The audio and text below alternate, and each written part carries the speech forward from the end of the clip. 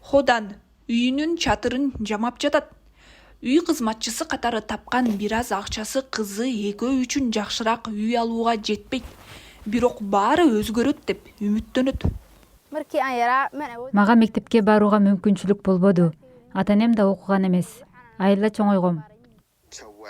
Бир нече ай мурун анын кесиптеши окуганды жана жазганды үйрөтө турган Дариз аттуу мобилдик тиркеме тууралуу айткан. Мен азыр окуганды жана жазганды билем. Келечекте өзүмө жаккан жумуш таап, билимимди жана жөндөмдөрүмдү колдонуп, ийгиликке жетем деп үмүттөнөм. Сомалиленд аймагы 1990-жылдары жарандык согуштун жүрүшүндө өзүнүн эгемендүүлүгүн жарыялаган.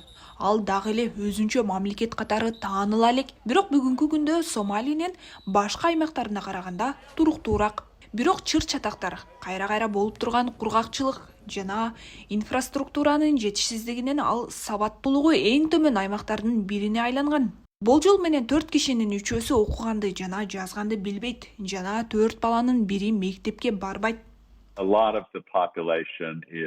Халктын көбү айыл жергесинде мал багуу менен алектенет. Бул оочолонгон жер. Алардын айрымдары көчүп жүрүшөт. Сомалилендте эле эмес, Түштүк Суданда да ушундай бир топ эл бар.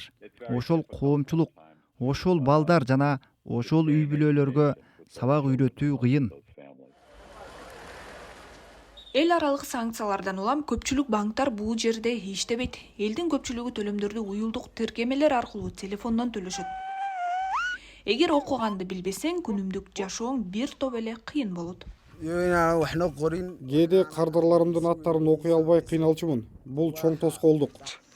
Мубарак төө кайтарат. Ал бала кезинде 2 жыл гана мектепке барган. Эми төөлөр талаада оттоп жүргөн кезде колдон келишинче телефонунан сабак окуйт. Азыр мен узун тексттерди окуй алам. Бул кардарлардын аттарын, алардын төлөмдөрүн, жазган билдирүүлөрүн окуганды үйрөттү. Эми мен жаңылыктарды да окуй алам. Жергиликтүү бийликтин жана өкмөттүк эмес эл аралык уюмдардын аракетинин натыйжасында сабаттуулуктун деңгээли акырындап жакшырып баратат. Бирок калктын көбү жарым көчмөн жана элет жеринде жашагандыктан аларга жетүү чоң көйгөй бойдон калууда.